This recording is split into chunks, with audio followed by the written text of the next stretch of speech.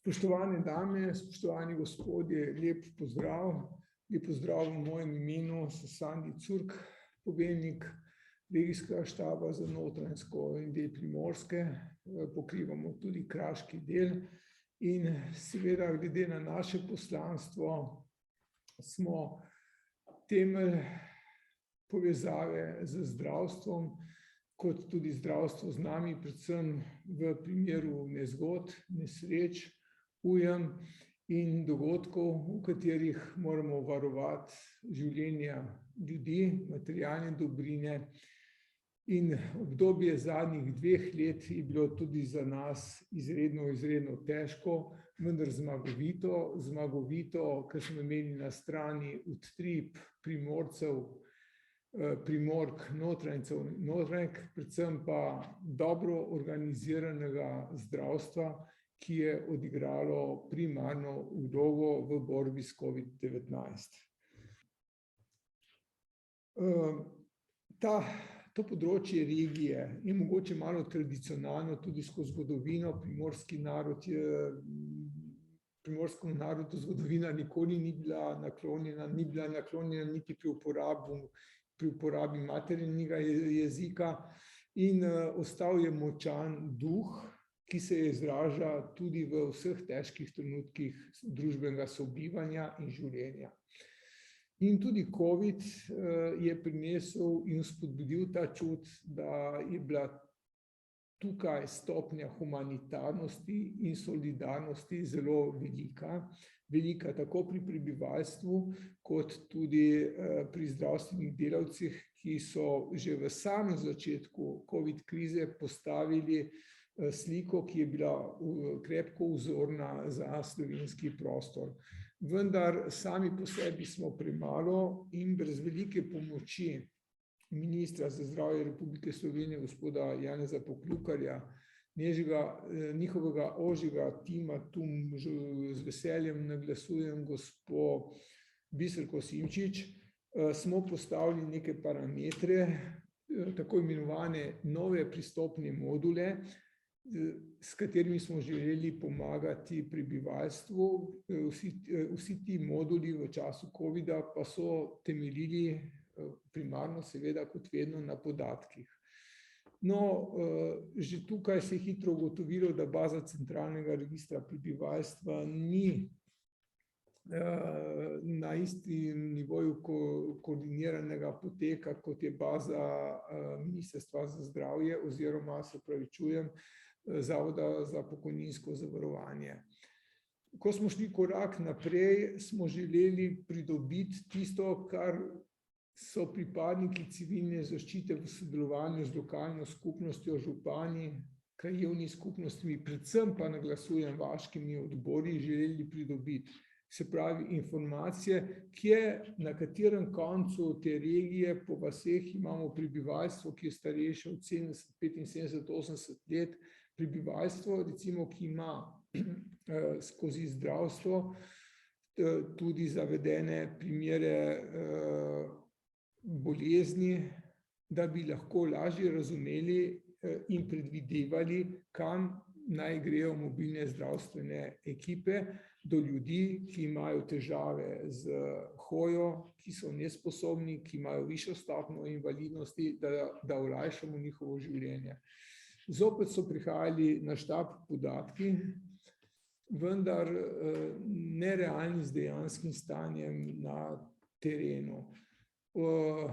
Seveda s skupno močjo, predvsem pa pozitivno energijo, ki se je vnašala in se vnaša še dan danes, se da vse te probleme rešiti, vendar en tak forum, en tak kongres, s katerega ste vi danes oziroma v teh dneh začeli, ni to samo spodbuda slovenskega prostora, ampak predvsem ocenjujem, da je to visoka spodbuda širšemu evropskemu prostoru, da nekje poenotimo podatke, ki nam tudi v primeru naravnih nesreč, nezgod, katastrof ali izrednih razmer, s katerimi se srečujemo in se bomo še srečevali, zelo dosti pripomore. Kot en primer dobre prakse lahko navedem vaše kolege, mislim, da je Zdravstvenega doma Kranja, ki sodelujejo z eno razvojno firmo pri postavljanju programske aplikacije za obdelavo ponesrečencev, ko z enim vnosom na samem kraju nesreče grejo podatki, ki so standardizirani v skladu z vašim delom in vašim pogledom po celi državi, in ko tega pacienta v našem besednjaku ponesrečenca pripeljemo ali oskrbimo, ima že najbližja zdravstvena postaja vse podatke. Skratka, in tak forum, kot danes tukaj sedi z tako elitnimi predstavniki zdravstva, kot ste vi, je sigurno spodbuda evropskemu prostoru, da v poplavi podatkov, ki me mnogokrat spominjajo na neurje, plas, izjemno močan vodni plas nekih podatkov, vendar na dan trenutka, ko ti potrebuješ podatke v najmanjši obliki, in pa predvsem uravnavani in usmerjeni v delo seveda reševanja, dobiš poplavo podatkov, ki niso urejeni. Rad bi se vseeno povrnil v obdobje glavnih valov epidemije COVID-19, ko je ob pomoči znanosti in vas zdravstva vseeno človeštvo dobilo neko upanje rešitve, ki je bilo izkazano skozi najprej preventivo, testiranje, izobraževanje prebivalstva in pa tudi samo izvajanje cepljenja.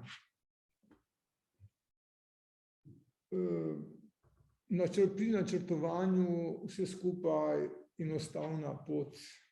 Imaš zopet neke podatke, imaš čudovite ljudi, zdravstvene delavce, ki so pripravljeni delati več kot 8 ur, brez dekretov in ukazov, dobro ljudi, vendar odziv, mogoče tudi komuniciranje ni bilo pravilno in po prvem udarnem valu smo zaznali, da se to cepljenje izvaja kvalitetno, strokovno, vendar samo v velikih centrih.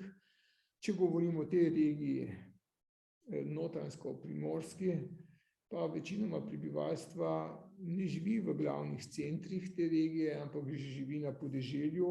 Tam je bil v procentih izražen učinek pristopa cepljenja manj kot 10%. Najbolj nas je skrbelo zopet za starostno populacijo, najprej seveda po smernicah 80+, pa smo znižali na 75, tako da smo na koncu padli že na 50+. In smo pri edinem viru resnice podatki. Podatki so bili zelo kvalitetni glede na hišno številko in pa nosilca, lastnika in pa bivajoče v stavbi, vendar zelo nepovezani in nepopolni podatki z morebitnim zdravstvenim stanjem teh ljudi. Ob pomoči Ministrstva za zdravje, predvsem čudovitih, v našem primeru direktoric zdravstvenega doma in osebja, smo sami ustvarjali ob vseh obstoječih bazah podatkov, nove baze podatkov in se odločili za neki modul, z katerim smo bili v začetka mogoče označeni, da zopet Primorska dela nekaj po svoje. Da, Primorska je vedno dela nekaj po svoje, tudi 17. septembra v nekem letu zgodovine, ki je pristopila nazaj k matični domovini, na kar smo vsi ponosni in ta ponos izražamo tudi vedno v vseh primerah nesreč, nezgod, ko znamo skupaj stopiti. Postavili smo neko modul in smo rekli, če ljudje ne grejo k nam, gremo mi k ljudem. Šli smo s kmečkim pristopom besede, s toplino zdravstvenih delavcev in delavk in potrkali na vrata, sprejem je bil čudovit. Ne morete verjeti podatkom, vendar v 86,7% so se pri obisku ljudje odločili za pristop do cepiva. Naporna zgodba zaradi kraškega, primorskega, brkinskega in notranjskega tradicionalnega sovpadanja in sobivanja v življenju. Najprej bo treba pojesti vrtac na jajcu, potem probati košček domače pancete.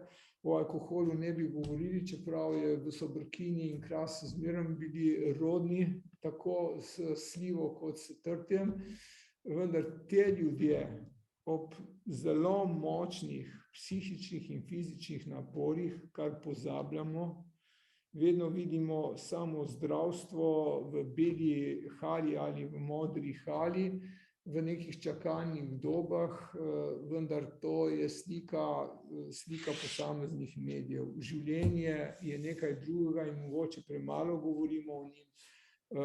To so junaki covida in junakinje covida, ki so zdržali ta tempo, in še enkrat bi pa rad naglasil pri svojem skoraj 40-letnem sodelovanju pri skoraj vseh največjih nesrečah, ki so doletele takratno Jugoslavijo in pa Slovenijo, da je tukaj Ministrstvo za zdravje in za delo odigralo primarno vlogo skupaj z vsemi zaposlenimi zdravstvenimi delavci. Tukaj nismo naleteli, se ne da, se ne more, počakajte malo, nimamo ljudi. Ljudje sami so izžarevali in bili na koncu tudi izžarjeni zaradi obsega dela, vendar pristop, s katerim smo to dosegli, bi pa bilo naše delo neprimerno lažje, mogoče celo bolj učinkovito, če bi lahko v danem trenutku imeli z nekaj potezami boljši dostop do evidenc, predvsem evidenc, ki bi bile med seboj povezane. Vendar to je zgodba, ki jo vlečemo v našem življenju in delovanju že 30 let, vendar je zgodba tudi uspeha in eno največjih uspehov je razmišljanje tega seminarja, da je nekdo znal to zaznati, to problematiko, in jo je znal dati na površje tepiha, zato da se to mogoče v določenem času reši v dobro in na koncu vedno v dobro ljudi. Bolj, ko bomo znali ta vir resnice povezati med seboj, pa tukaj zaznavamo tudi na neko ljubosumje, to so naši podatki, so podatki od onega, veste, to vam ne moremo dati. Poglejte, COVID je prvič v 30. letu aktiviral državni načrt. Državni načrt, najvišja stopnja nacionalne varnosti. Tiskrat ni mojega, pa tvojega. Tiskrat je ohranjanje življenja in ohranjanje pomoči, pa razumevanje človeka na drugi strani. Najlažje je dati človeku, pa ni zmrta delo. Tudi liter vina ali dva je zelo enostavno dati. Težko je dati pa toplino in pa toplo besedo, ki jo ljudje največkrat potrebujejo v teh trenutkih, in tudi zato rabiš podatke. Podatke, da se pripraviš, komu greš, kam greš in kje je ta človek. Še enkrat zahvala v imenu Uprave za zaščito in reševanje Republike Slovenije, zahvala v imenu poveljnika Civilne zaščite Republike Slovenije, gospoda Šestana, predvsem pa neizmerna hvala nas, ki smo bili skupaj z vami na prvi bojni liniji, da smo uspeli dati našemu državljanu in državljanu roko pomoči, predvsem pa, da smo mu znali dati toplo besedo in da smo ga znali poslušati. Osebno menim, da ni bilo testiranje samo testiranje, ampak da ste s testiranjem in pa s cepljenjem na terenu dali tudi psihološko pomoč ljudem, ki so jo takrat v tistem trenutku mogoče še bolj potrebovali kot samo cepivo. In to ste vi, zdravstveni delavci iz naše regije, Primorske in Notranjske, odigrali vrhunsko. Vrhunsko tudi v tem pogledu, kar se tipično slovensko ne znamo sami pohvaliti, da smo bili vzor delovanja covida v evropskem prostoru. Od vas in od nas se danes razvite evropske države učijo. Mogoče bo nastal tudi učbenik, vendar povsod in vedno je primarij človek, šele potem pa znanje.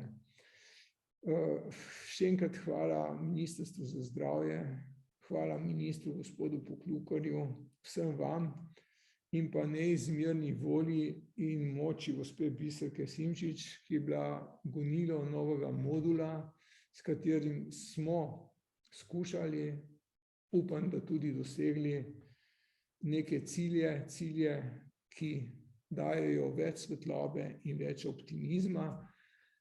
Želim vam prijetne dni, upam, da bo čas zgodovine v tem časovnem intervalu mojega nagovora in pa dejansko objavljene te slike zaustavil enoumje in norosti človeka, ki se zopet pojavlja v zgodovini agresije, katero na koncu vedno plača človeško življenje. Predvsem pa bi želel, da skupaj ste tisti vzvod, da date smernice, ideje, s katerimi bomo jutri ob primeru nesreče, nezgode imeli vsi samo eno resnico, en vir podatka in ta podatek bo bil osredotočen na tisto, kar potrebujemo. Še enkrat hvala, prijetno sobivanje na Primorski in pa v prihajajočih dneh brez covida in brez vojn. Hvala lepa.